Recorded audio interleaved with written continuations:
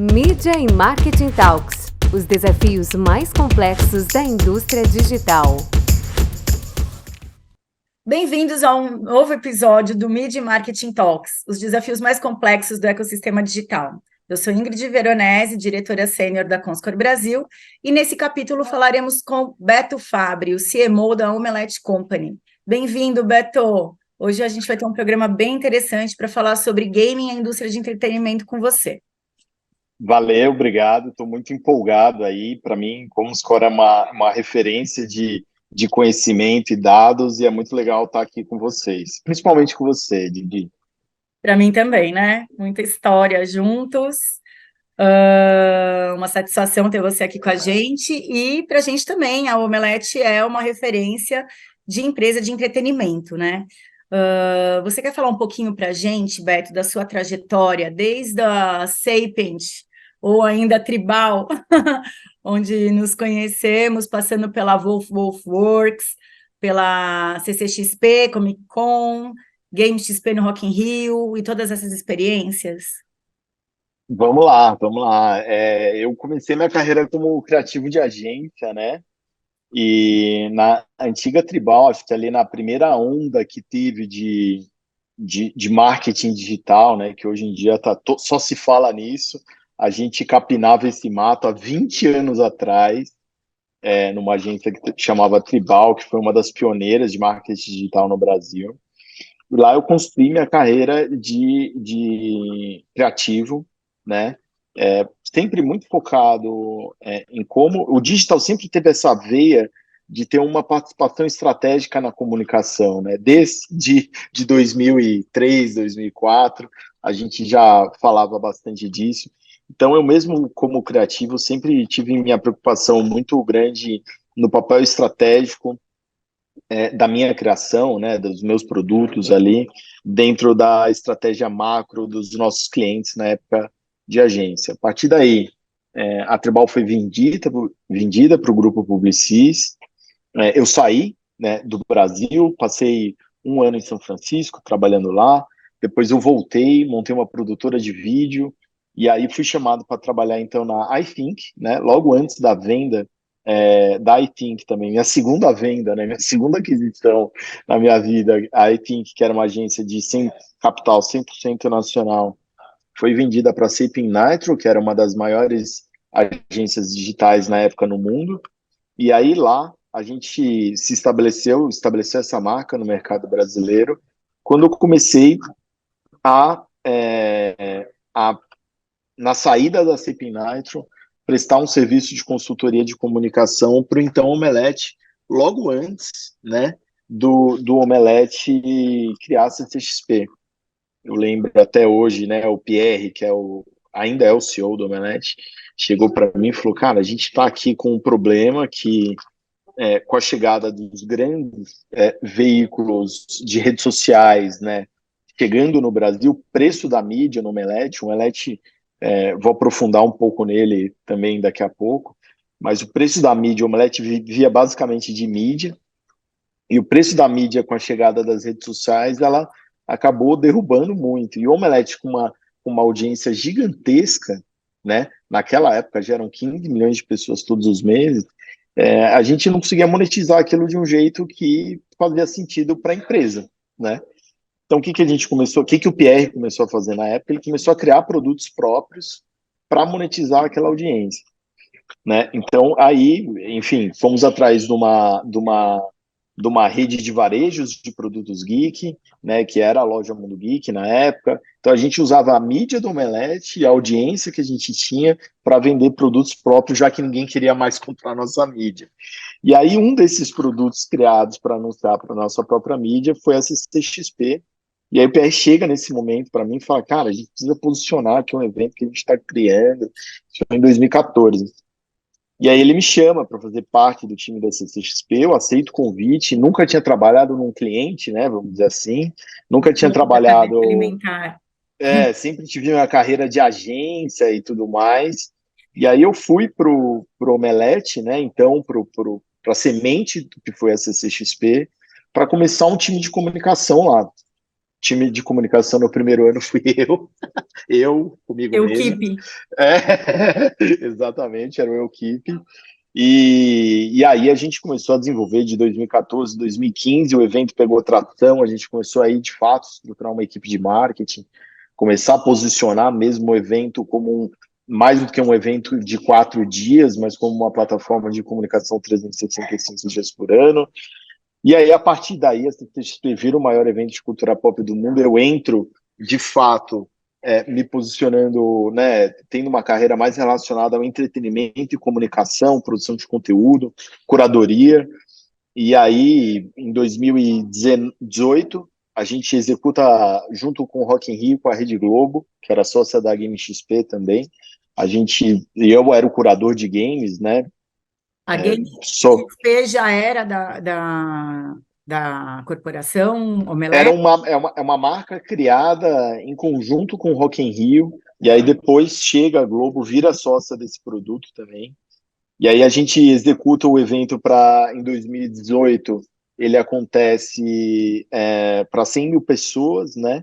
E aí em 2019 a gente faz o evento de novo para 100 mil pessoas no Parque Olímpico. Então, e aí vem a pandemia em 2020, a gente, em 2020, ali 19 para 20, a gente estava em expansão desse mercado de eventos, de games, né? O negócio estava explodindo aqui no Evento. Brasil, e a gente estava bem posicionado, assim, nesse mercado a gente fala de cultura pop, mas na realidade é toda essa camada, todo esse território que conversa com esse novo jovem que consome mídias digitais, que a gente está bem acostumado a ver em dados e pesquisas aí, e o Omelete vem se posicionando nisso, e aí em 2020, com a pandemia, a gente precisa pivotar o nosso negócio, porque grande parte da nossa receita já era o digital, né? Era live events, e o mundo se fecha inteiro para live events, e aí a gente monta uma sociedade com o Gaules, que na época já era um grande streamer, era um ex-produtor nosso de games, e aí durante a pandemia ele vira depois da gente fazer a sociedade, montar uma estratégia, ir atrás de direitos, que eu posso entrar um pouco mais no detalhe depois, ele vira o maior streamer de games do mundo, né? O segundo maior streamer de games do mundo, o maior em língua portuguesa e maior brasileira. E aí, enfim, long story short, é mais ou menos isso aí que passou nos últimos 20 anos. Exato. Eu perdi um pedacinho desses últimos 20 anos aí da sua trajetória. Exato. Então, de todas essas frentes que o grupo, né, Omelete, atua, onde hoje você se estabelece mais? Assim, como que é a sua atuação, em todas as empresas do grupo hoje? O meu papel, o Omelete, não adianta a gente achar que o marketing de uma empresa de conteúdo é um marketing convencional. É um marketing extremamente ligado ao conteúdo que se produz. Até porque não tem melhor marketing do que o próprio produto. E se o nosso produto é conteúdo, né, as duas coisas elas precisam andar de mão dadas. Então hoje eu cuido de toda a curadoria de conteúdo, estratégia de conteúdo de todos os nossos produtos, né, incluindo games, eventos de cultura pop, conteúdo digital.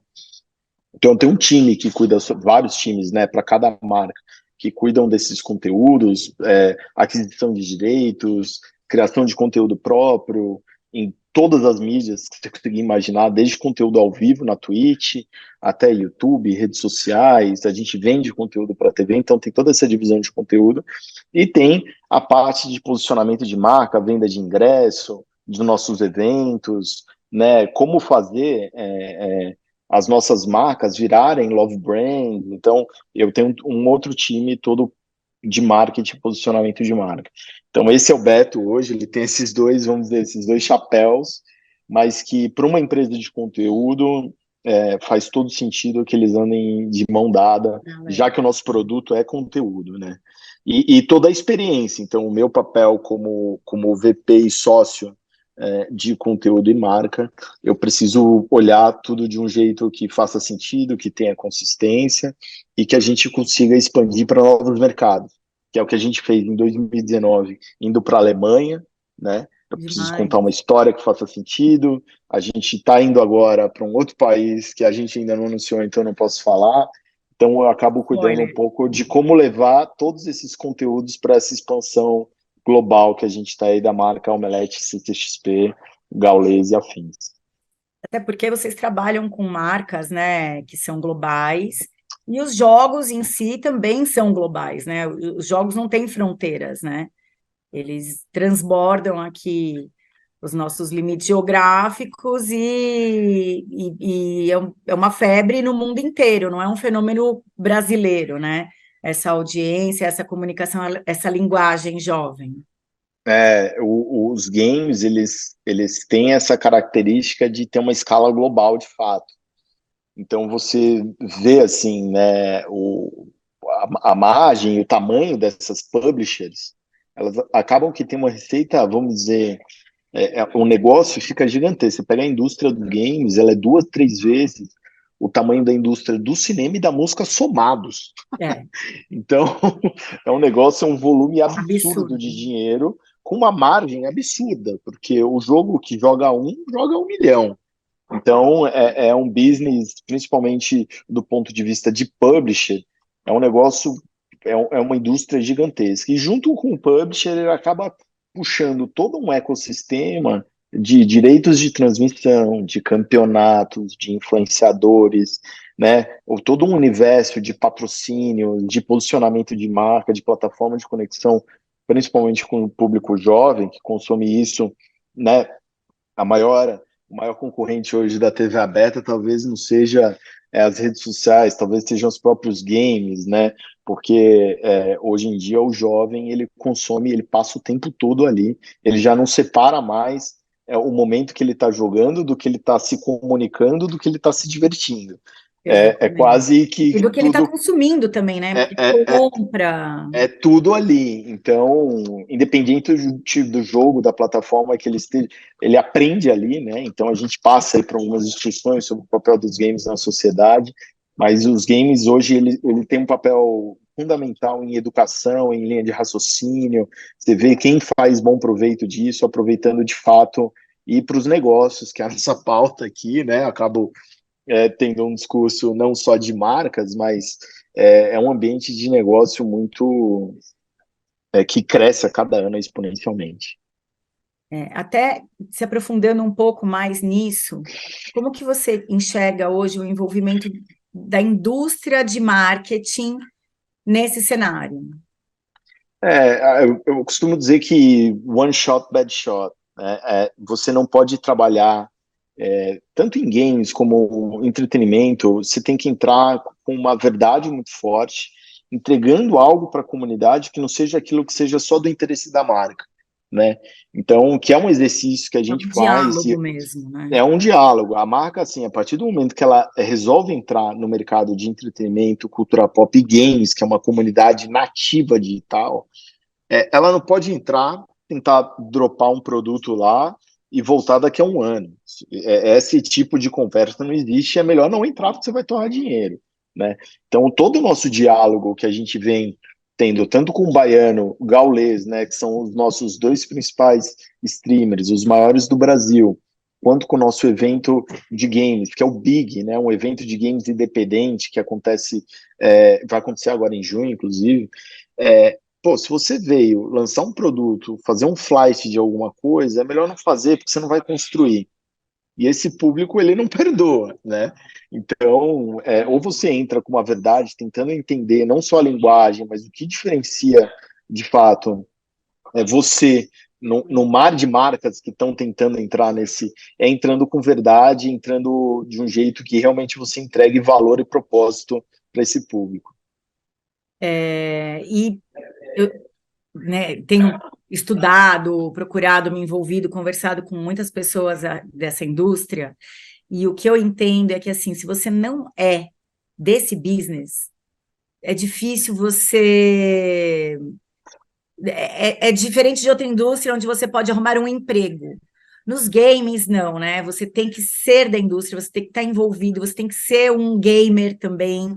Você percebe isso também no seu dia a dia? As pessoas que vocês contratam, as pessoas com quem vocês se envolvem, as próprias marcas, as próprias agências. Vocês entendem que quem tem essa intimidade com esse meio entende melhor aonde pode levar o seu anunciante, a sua marca e obter os melhores resultados, ou você acha que ainda está tudo meio misturado? Não, eu acho que o conhecimento, todo lugar que a gente vai é engraçado, né? A gente apresenta todos os nossos produtos de games, né, para o mercado, faz summits, participa de podcast, palestra, e todo mundo se impressiona muito com o número, quando você fala lá que Denis fez 160 bilhões de dólares num ano, 180, 190, crescimento exponencial. Todo mundo fica aquilo, pô, como é que eu mudo uma fatia desse negócio, né? Cadê meu pedaço? Cadê meu pedaço dessa história? E aí uma segunda reação, o que é comum também, que já acontece hoje dentro de grandes empresas, é a gente ter um cargo de game specialist, que é o quê? É aquele cara que é quase que um tradutor da linguagem e do que acontece dentro da comunidade para uma linguagem corporativa. Ele tem esse papel mesmo de traduzir. Não consigo achar outro comparativo melhor que esse. Que ele é a pessoa que vai entender, e é engraçado, às vezes você vai numa empresa mais tradicional e tal, ele sempre traz assim esse A gamer visão dele. especialista, que às vezes nem tem o cargo, tá? Às vezes nem tem um cargo de game specialist, às vezes é um analista de marketing, às vezes é uma pessoa de tecnologia, uma pessoa de atendimento, mas que tem isso dentro dela, e ela vai para a reunião só para efetivamente traduzir essa conversa e explicar que desses 180 bilhões que a gente vê na mídia, vê no jornal e tal, aonde ali que estão as oportunidades de negócio, entende que grande parte desse, quando a gente fala da movimentação de dinheiro, está no universo e transação de publisher, né? Qual que é o papel dos influenciadores e qual que é o papel das marcas nesse universo todo. Mas sem dúvida nenhuma, assim, você hoje precisa. Eu inclusive tenho assim um ditado que no futuro assim os CEOs, né, não só os CMOs, eles vão ter que, se não ser gamer, mas um raciocínio de gamer, Experiência, né, uma experiência ali, porque de fato tudo, até o que não é game, hoje está se gamificando, né? Hoje você pega desde aplicativo de educação, né? comida, educação, A tudo escola. tem ali um layer que você, se você cruzar, você vê um raciocínio de game por trás, né? Programas de afiliados, tudo isso acontece nos games há muitos anos, né? Então, recorrência é uma coisa que aconteceu nos games muito antes de chegar nos aplicativos. Então, assim, se você olhar para essa indústria com um olhar além da narrativa que às vezes a gente vê na grande mídia, falando de esse jogo é para mim, esse jogo não é, se você entender a inteligência que tem por trás, ele se torna um mercado muito rico para você tirar insights para todos os outros, na verdade. E eu noto também que assim, a gente massifica essa coisa do gaming, mas existem diversos tipos de gaming, de games e de gamers, né? Tem desde o Candy Crush até o Fortnite. Então, como que essas nuances impactam na hora de você fazer uma comunicação com uma marca?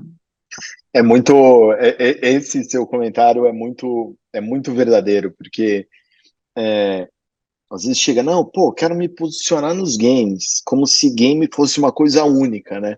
É igual você falar, não, quero me posicionar no esporte, mas, cara, público de vôlei não tem nada a ver com o público E de ainda tem os streaming basquete, sports também, né? Que a gente que, não tocou aí. exatamente, que não tem nada a ver com o público de futebol, né? Então é igual falar música, pô, quero me posicionar na música, mas tem o sertanejo eletrônico, né? Tem o rock, e no Tem fim do dia show, tem tem streaming. show, tem streaming, tem várias plataformas, várias mídias, vários.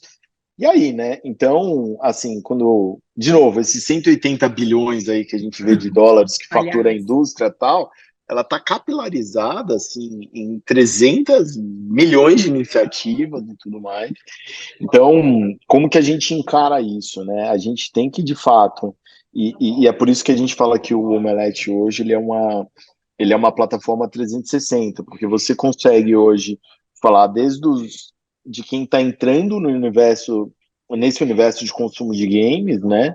A gente fala com o desenvolvedor e a gente fala hoje com os dois maiores, né, jogos ou comunidades de games do Brasil, que é League of Legends e Counter-Strike. Obviamente, a gente tem Fortnite, que é uma comunidade grande, Free Fire, é uma comunidade gigantesca, mas quando você começa a analisar, a marca, no fim do dia, o que? Ela quer o quê? Ela quer se posicionar para o público jovem, ou para o público que consome ali, né, um conteúdo digital e moderno. E o nosso papel, e o papel de todo mundo que trabalha com games, é pegar um pouco desses desejos, né, e objetivos e entender aonde nesse mercado que é o melhor posicionamento da marca. E como, né? Porque é uma E como? infinidade de formas, né, de se comunicar com esse público. Você poderia contar algum case, assim, para gente?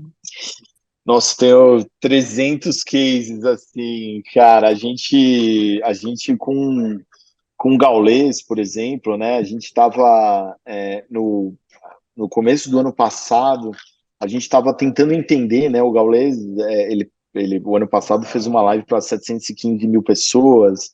é, Todos os meses ele faz lives para mais de 100 mil pessoas. Ele deve estar ao vivo agora, provavelmente com 50, 60 mil pessoas. O Baiano também, o Baiano agora com League of Legends passou aí semana passada 130 mil pessoas. E a gente sempre fica tentando pensar como que a marca, como ele pode se posicionar não como mídia, mas ajudando a criar produtos. E aí, o Gaules, ano passado, a gente ajudou a posicionar o Players Bank, né, para o mercado gamer, que é aquele cartão do Itaú focado em público gamer. E aí a gente constrói, a partir do momento que a gente decide que a gente vai fazer algo junto, a gente resolve criar o cartão da tribo, que não é nem o cartão do Gaules, é o cartão da tribo, ou seja, da comunidade, que vai ter uma série de benefícios atrelados tanto para a comunidade quanto para o Gaules, e o Gaules passa a fazer parte da comunicação do Itaú, e a gente tem esse produto, vamos dizer, a gente tem essa sociedade nesse produto junto com o maior banco do Brasil. Então, para a gente é uma história muito legal. A gente tem a história do Gaules com a Nike também. É a primeira vez que a Nike no mundo entra em uma ativação com um streamer, e esse streamer é um streamer brasileiro, né? Eu gosto de dizer muito isso sobre o streamer brasileiro, porque ele fala português. E os países que falam português, acaba sua chance de ser grande falando português, porque menos pessoas consomem português que inglês, é muito menor do que um streamer nativo americano. Então eu reforço isso, porque mesmo falando em português, fazendo streams em português, ele acaba sendo o segundo maior do mundo. E aí a Nike resolveu patrocinar o Gaules, e a gente lança toda uma coleção, pela primeira vez, a Nike lança uma coleção, uma collab, junto com uma comunidade de streamers, que é o Gaules e a Tribo, e lança isso no mercado brasileiro. A gente deu sold out em toda a linha, sei lá, em 1h30, 2 horas. Eu mesmo não tenho uma camiseta da collab. Não sobrou. Não deu tempo, não sobrou, assim. Então, assim, a gente vê grandes marcas, né? Itaú, Red Bull, Nike entrando, tentando mudar e entender o propósito mesmo da comunidade, não só encarando aquilo como uma exposição de marca, uma exposição de mídia. Muito mais como um relacionamento de longo prazo até, né? Mesmo. Perfeito. Eu acho fantástica essa transição do mundo virtual para o mundo real, porque na nossa trajetória, né, Beto, a gente começou do mundo real para o mundo virtual, né, levando as marcas para o mundo digital. E aí elas já estão tão confortáveis no mundo digital que estão expandindo agora para esse universo de gaming, né, que transcende um pouco, e estão voltando de lá para cá do game real. Exatamente. Exatamente. É uma dança, né? Eu ia falar também, você falou de comunidade e tal, mas existem diversas pequenas comunidades dentro da comunidade gamer, né? Eu tenho tido, né, experiência, contato muito com esse mercado, com essa indústria, e tive conhecimento até do Boticário, que abraçou uma comunidade de meninas gamers também, porque também é uma terra também inóspita, assim, né? Um ambiente que também vale tudo, tá todo mundo por detrás dos seus devices ali, à vontade para se comportar de qualquer forma também. Então, as meninas têm sentido um pouco de rejeição em alguns jogos, e aí soube dessa comunidade também construída pelo Boticário. Então, assim, tem muito o que se fazer ainda. Eu acho que é um universo praticamente virgem, né, diante de todas as oportunidades e possibilidades que existem, né, de se posicionar, de trabalhar, de colocar sua marca a serviço de comunidades, né? Não, perfeito. Assim, legal você falar da história das meninas nos games, né, das mulheres nos games, porque a gente, de uma maneira geral, a gente escuta muito falar de, não, pô, não quero posicionar meu produto porque é um ambiente mais masculino, um ambiente tóxico. Quando você pega, na verdade, o mercado, quando a gente fala do mercado de games, incluindo aí mobile, plataformas, consoles, PC, né, e esportes, se você pegar todo esse leque que é a indústria dos games e você fazer alguns recortes, né, se você fizer alguns recortes, você vai perceber, por exemplo, que as mulheres são maioria em jogos mobile, em jogos casuais, né? Você vai pegar que dependendo ali da faixa etária que você pega, você tem e do jogo, você tem grandes influenciadores mulheres. Você pega grandes CEOs, hoje a CEO de Gaules e Baiano é uma mulher, é a Letícia. Você pega a CEO do MIBR, né, do MIBR, é uma mulher também, Roberta Coelho, que foi nossa sócia na Game XP, né? Você pega a Cherry Gummies, que é CEO da Black Dragons, né? O nome dela é de influenciadora, né? É Cherry Gummies. Então, você pega assim, é sempre uma luta, né? Mas acho que as marcas estão começando a entender que, do mesmo jeito que a gente fala de mulheres, a gente tem projetos sociais atrelado a games, como Afro Games, né? Você tem ligas universitárias de esportes, você tem ligas universitárias de PCDs em esportes. Então, você começa a entender o papel dos games, não só, vamos dizer, como comunicação, mas o empoderamento que existe através dos games, ali, a inclusão que você tem, né, através dos Transformações que isso games. pode gerar. Enfim, é de fato hoje um grande ponto assim de conversa entre diversos nichos e diversos e assim na minha opinião a mesma barreira que existe hoje de uma marca entrar o medo do desconhecido, né? A gente tem medo daquilo que a gente não conhece e as mesmas conversas que eu tenho hoje, quando eu vou falar com uma marca que não está habituada a investir no universo dos games, é a mesma que a gente tinha há 15 anos atrás, quando a gente tinha que convencer uma marca, não, faz uma ação na internet, vai dar certo, né? Então, e aí ninguém queria fazer uma campanha de e-mail, ninguém queria. Rede social, então, pelo amor de Deus, quem é o louco que vai investir nessa terra de Mobile, ninguém? lembra? Mobile, quem vai ver isso? Ninguém vê propaganda em mobile, falou? Então, iPad, a gente já fez, né, Beto? iPad desde a época não, do como Orkut. chamava? iPad? Não, É. antes. Não, iPod. não, antes. Nossa, não vou Ah, lembrar. Palm Top, Palm Palm Top, Top. Palm Top, Palm Top. Campanha de SMS, a gente já fez um É, monte. E aí você vê SMS hoje bombando, né? Toda restaurante que você vai hoje tem cashback em SMS e tal. E na nossa época era assim, era um parto provar. Então, todo esse medo, essa insegurança que principalmente os departamentos de marketing têm, obviamente, algumas marcas já estão puxando isso, estão liderando isso, essa conversa, né? Muitos bancos estão liderando essa conversa, algumas bebidas, energéticos, existe vestuário, uma regulamentação no caso de bebidas em games, assim, ela aparece existe. para maiores de 18, existe Existe, existe. filtro? O próprio game, ele já tem uma classificação etária, né? Se você vai fazer uma ação, por exemplo, num game que tem classificação livre, você já não pode inserir ali produtos que tenham algum tipo de classificação. Então, Uhum. esse tipo de regulamentação é muito levado a sério. Você vê algumas bebidas alcoólicas ou não, mas que são para um público 18 mais, né? Você pega, por exemplo, cerveja zero, mesmo sendo zero, não é para consumo É cerveja. de adolescente e criança, é cerveja. Esse tipo de produto só pode estar relacionado, de fato, a momentos e ambientes e jogos que sejam com a classificação etária correspondente. Então, obviamente, como é um novo mercado, a, a indústria ela vem se sofisticando nesse tema de classificação etária, mas, de fato, e é uma pauta super importante isso, né? Porque, de fato, você está jogando ali, você não sabe quem que está do outro lado, né? Como você mesma disse, você não sabe com quem que você está jogando, seu filho com quem está jogando. Então, esse controle, essa regulamentação é super importante.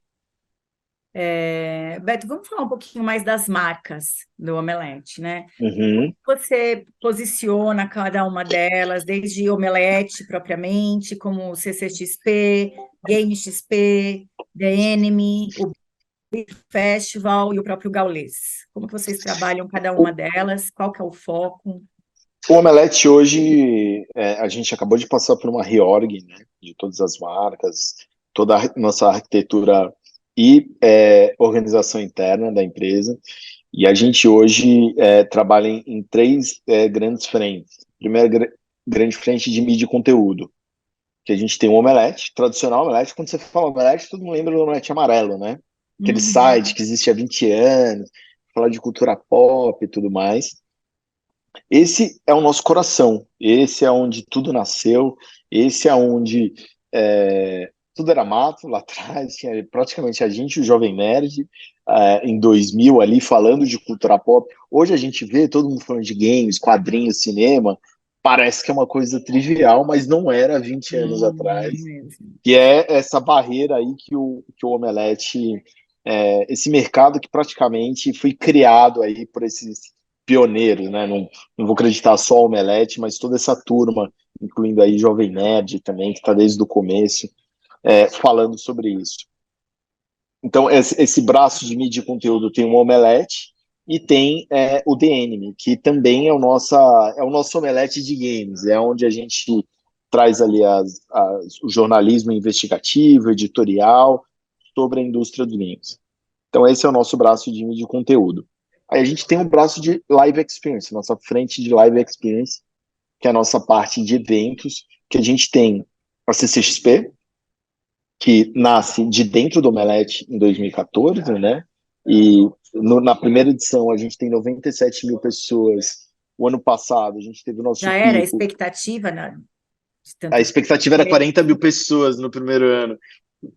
A hora que aparece 97 lá, aquelas filas, ninguém sabia como fazer direito. A gente entendia muito como fazer conteúdo e como vender ingresso. Você espera 40 mil pessoas, ou 97, é um problema bom que a gente arranjou, né, na verdade, porque se estabelece no mercado aí, como no mercado global, hoje a CCXP, ela não é, ela é um evento que acontece em São Paulo, mas é um evento global. Ela acontece localmente, mas a mensagem e o impacto Tem dela é marcas no global. mundo inteiro, Tem né? marcas do mundo todo, estúdios, né? Enfim, a gente tem toda uma agenda lá em Los Angeles com os estúdios e publishers e tal. E o ano passado a gente tem 291 mil pessoas, sendo o maior evento de cultura pop do mundo, né? Em números de pessoas, em metros quadrados e tudo mais. E até em conteúdo, né? A gente teve mais de 25 conteúdos exclusivos que só foram vistos na CCXP. Hoje em dia já foram lançados, mas na época eram exclusivos.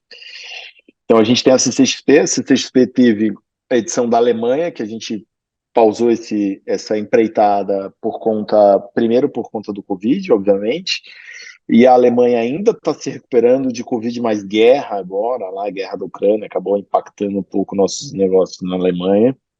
E por que a Alemanha especificamente, Bah? Cara, a história da Alemanha é muito boa, é muito boa. A gente tem a ver com a história da Game XP. A gente estava em 2016, a gente conhece o Roberto Medina no Rock in Rio, e o Roberto Medina vira e fala, não, pô, traz esse CXP pro Rock in Rio, vamos fazer um negócio junto e tal. A gente, pô, não cabe uma CCXP. Ele nunca tinha ido na CCXP, né? CCXP, pô, não cabe, muito grande, é tipo né? O Deixou Rock de in você Rio. fazer um stand, né? Não, pô, não dá pra fazer uma CCXP no Rock in Rio, Medina. Aí ele falou, não, se vira aí, vamos fazer alguma coisa legal junto, pô, vamos fazer. E aí, em 2016, ele falou, pô, não tem nenhum evento de games no Brasil que extrapole a bolha. Aí a gente, pô, vamos fazer o quê? Vamos fazer o quê? A gente falou, pô, já sei. Vamos pro maior evento de games do mundo, que é a Gamescom, vamos trazer ele, vamos fazer a Gamescom dentro do Rock in Rio. Aí, foi lá, Pierre, Renato, depois fui eu. Aí a gente vai para a Qualmess, que é uma empresa de capital público-privada que tem na Alemanha. Eles estão no Brasil também, mas eles são alemães de Colônia. E a gente apresenta lá, pô, queremos levar a Gamescom para o Brasil, tá? Ele falou, ó, seguinte, a gente não tem interesse em levar a Gamescom para o Brasil, porque é um evento da associação aqui da Alemanha e tal. Cara, isso que vocês apresentaram é muito bom. Vamos trazer a CCXP para a Alemanha. Então nem era a nossa ideia inicial A levar a ideia é ao CCXP para a contrário. Alemanha. A gente foi lá para trazer Gamescom para o Brasil, eles acabaram levando a CCXP para a Alemanha. Ao mesmo tempo, nasce a GameXP, porque a gente falou, pô, se eles não querem levar a Gamescom, vamos fazer o nosso próprio evento, com a nossa própria marca, a nossa própria curadoria, nasce a GameXP. Então, simultaneamente, nasce a CCXP Alemanha e a GameXP aqui no Brasil. E aí, 2017 e 2018 foram 2 anos muito intensos, porque a gente estava nessa expansão global, fazer um evento, exportar um evento do Brasil para a Europa, enfim, é um desafio muito grande, né? Não só operacional, mas um encontro de culturas, de mercado, de língua, né? Então foi um desafio muito grande. E aí em 2019 a gente faz o primeiro evento na Alemanha lá para 40 mil pessoas na Alemanha, que foi o maior evento de Comic Con, estilo Comic Con, né? Que a gente fala. Comic Con não é uma marca, né? Comic Con é um tipo de evento. Foi o maior evento da Alemanha em 2019. Então a gente. E aí esse projeto ele é pausado, né? Como eu falei, por causa da pandemia e da guerra e tal. Então foi assim que a CCXP foi para na Caiu na Alemanha. Alemanha, mas a gente criou esse modelo hoje de exportação, né, que não depende só, não é só uma questão financeira, é uma questão que a gente, como a CCXP hoje ela é um evento da indústria. O que eu falo da indústria? Ela é um evento de capital privado, mas ela atende aos desejos da indústria. Ela hoje é uma plataforma. Quando a gente vai para Los Angeles conversar com os estúdios, você vê lá, tem 3, 4 milestones de lançamento de todos os conteúdos que você conseguir imaginar de cultura pop, e a CCXP é um deles. Então, toda vez que a gente vai para uma nova empreitada, a gente toma muito cuidado para que a gente não acabe concorrendo globalmente com nós mesmos, né? Já que o nosso conteúdo é global. O nosso conteúdo, apesar de, como eu falei, apesar de acontecer no Brasil, obviamente, grande parte no Brasil do conteúdo ele é nacional e grande parte do conteúdo na Alemanha ele era alemão ou europeu, de alguma maneira. A gente tenta fazer uma curadoria que tenha uma relevância local, né, mas com alcance global. E todos os blockbusters, tanto de games quanto de cinema, estão lá. Então, enfim, é mais ou menos Você aí. se diverte trabalhando nesse meio? Nossa, demais. Nunca imaginei. Eu nasci para fazer isso, só que eu não sabia. Eu nunca soube que eu tinha nascido para fazer isso. Fui descobrir agora, 40 anos de idade, que o entretenimento, essa mistura de conteúdo, comunicação e comunidade, essa relação com comunidade, a hora que você vê, né, uma pessoa falando que você mudou a vida dela, o Gaules tem muito isso, né?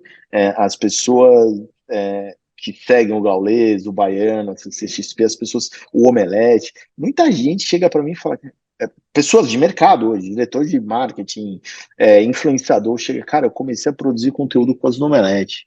O diretor de marketing de não sei o que lá fala, não, cara, pô, acho que eu conheço o Omelete. O Gaules, gente falando, pô, durante a pandemia, eu tava lá mal, no início de depressão, comecei a assistir o Gaules. O Gaules tem muito isso, de tirar o melhor das pessoas. Ele tem uma mensagem positiva muito forte. Então você você entende que o que você está fazendo é um trabalho, né? Você entende que você está mudando a vida das pessoas, e apesar de ser entretenimento, é preciso ser levado muito a sério, porque primeiro é um negócio, segundo, você está de fato lidando com a paixão das pessoas, né? É diferente de, às vezes, de algum mercado que ele é o business as usual. Quando você está falando por isso que as pessoas são apaixonadas, as pessoas tatuam Mario na pele. É O tipo que que é o Mario? O Mario é uma marca. então, ah, O Mario é uma marca, entendeu? aqui em Então, as casa temos pessoas. crianças tatuadas de Mario com frequência. Então, exatamente. Então, assim, e como que você não vai levar a sério, né, um produto ali, um personagem que muda a vida das pessoas? Então, e as marcas que entendem esse valor, né, e temos várias aí que entendem, tanto marcas não, a gente chama de marcas endêmicas e não endêmicas, né? As Uhum. endêmicas são os estúdios, os publishers, as editoras, e as não endêmicas que sabem, vamos dizer, entrar nisso, não digo nem surfar, mas entrar com uma maneira relevante e realmente fazendo a diferença. Bem legal até você falar disso, para a gente falar um pouco também de investimento dessas marcas, né? A gente está falando aqui de montantes estratosféricos de investimento do meio, mas as marcas, proporcionalmente, você acha que elas já estão atendendo essas oportunidades, estão aproveitando? Qual o tamanho do investimento publicitário hoje que você enxerga, que você está convivendo nesse segmento e para o futuro? O quanto você acha que isso pode expandir? O que você imagina para o futuro dessa indústria em termos de publicidade? Eu acho que é um caminho 100% sem volta, assim, quando a gente fala em entretenimento, entenda aí que a gente está falando toda a parte de criadores de conteúdo, de influenciadores, né, hoje em dia você publicar algo, você competir na internet, pela famosa frase, né, o post da marca está concorrendo com o post do gato e do bebê que acabou de nascer.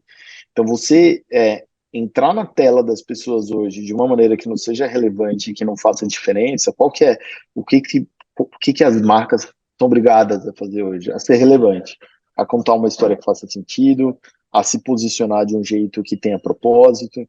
Então, porque os grandes canais hoje, eles estão de uma certa maneira ali, você vê até conteúdo sobre investimento, finanças, hoje virou entretenimento, né?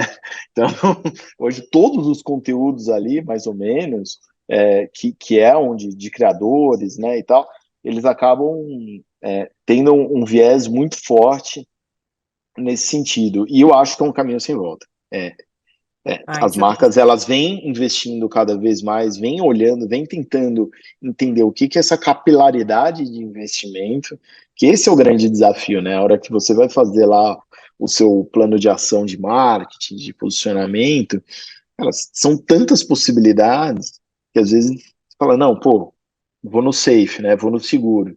Então, mas as marcas que já entenderam os territórios que elas fazem mais diferença, elas estão se sobressaindo. Então, acho que esse investimento aí, que era a TV aberta, ela não está sendo substituída por um único meio, né? E ela não está sendo substituída at all. Ela ainda tem seu papel super importante em comunicação, em geração de demanda, mas hoje ela divide esse lance. espaço com uma capilaridade gigantesca de outras plataformas e conteúdos. Tá bem desafiador mesmo ser mídia hoje em dia.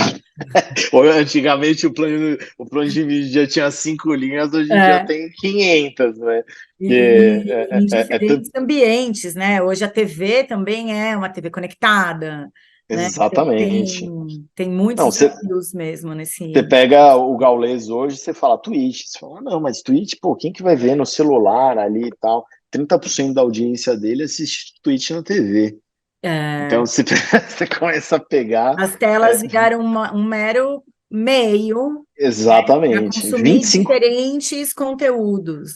25% da audiência do Omelete e da CCXP hoje consomem o YouTube na TV, né?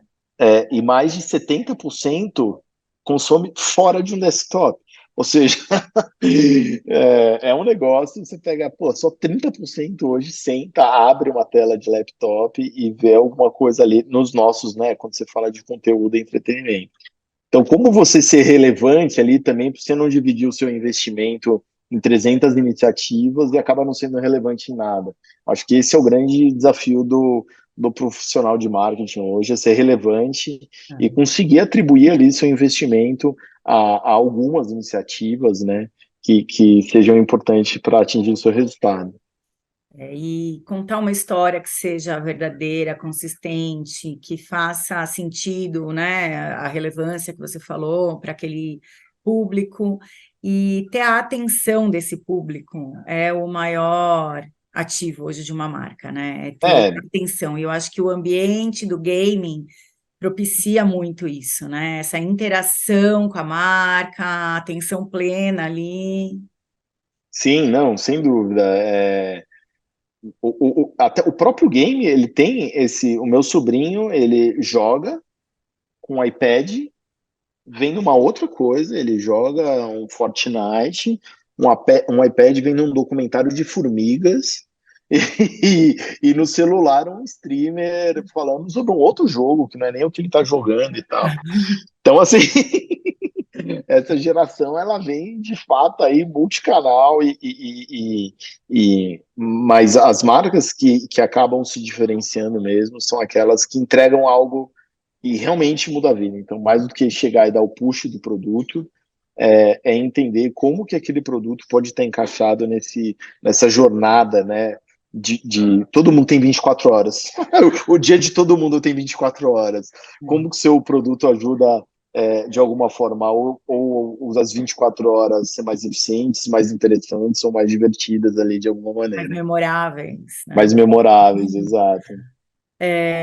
Beto, você quer deixar algum recado aí para os anunciantes, para as agências, para a indústria? O que que você gostaria de deixar de dica, da sua visão? Vou dar uma dica, então. Não, eu acho que se eu pudesse, né, dizer alguma coisa, é a gente quebrar alguns paradigmas, né, a gente entender que hoje em dia os planos de mídia eles estão mais complexos, sabe? Eles exigem um pouco mais do profissional de marketing, Muito um, mais um, um técnico, né? mais técnico, um pouco mais de aprofundamento para você conseguir falar com relevância e você realmente fazer a diferença, fazer o dinheiro, cada real investido em marketing, voltar de alguma maneira, né, obviamente em receita, mas em posicionamento de marca, olhando as coisas um pouco mais a longo prazo, né, também a médio e longo prazo, obviamente, tem ações de curto prazo, médio prazo, mas eu acho que o grande diferencial hoje das marcas é quem se posiciona olhando ali um pouco mais de longo prazo. Tem uma história que aconteceu do lado de casa, eu não conhecia uma marca que faz um bolo de cenoura aqui em São Paulo, e, e eu comprava o bolo de cenoura ali, que era exatamente na porta, era uma portinha do lado da minha casa. Eles fizeram um vídeo que simplesmente estourou no TikTok de um bolo de cenoura com 10 milhões de views. Eles, em 3 meses de portinha, já mudaram para uma. Então, assim, eles acertaram o tempo, a linguagem, o jeito de se posicionar, com baixo investimento, e o negócio deles pivotou completamente. Hoje em dia, virou uma mega marca de bolo de cenoura que tem aqui em São Paulo. E isso com 2, 3 posts ali no TikTok que acertou, que falou a linguagem, que posicionou certo e tal. Então, quando a gente fala também, as pessoas têm um medo de achar que o investimento tem que ser grande ou tem que ser pequeno, quando na verdade você entrar de maneira relevante é mais importante às vezes do que entrar de qualquer jeito com muita pressão. Às vezes é melhor entrar Verdadeiro, devagarinho, né? Também. Mais à verdadeiro, entrar vontade, né? devagarinho, tentando, acertando e errando, do que. Eu acho que para os profissionais aí que estão ouvindo ou assistindo o podcast, eu acho que é a gente partir do princípio que a gente não sabe nada e entrar e Todo dia tem todo uma dia você não novidade. sabe nada, por mais que você aprenda, você tem que tentar descobrir como que sua marca ali se posiciona, até porque o seu posicionamento que fez sentido hoje, né, a ação que você fez hoje, daqui a 6 meses pode ser que ela não faça mais sentido, e esse é o novo mundo, não adianta a gente achar que o seu conhecimento hoje ele é eterno, ele não é daqui a 6 meses já tem uma coisa nova. Já tá E ultrapassado. se você não acompanha, você precisa estar cercado de pessoas ou empresas que se responsabilizem por por Atualização adquirir esse constante, né? conhecimento, exato. E então eu acho que terminamos. Eu gosto de falar, então Eu obrigado também, pelo eu ficar aqui convite. horas.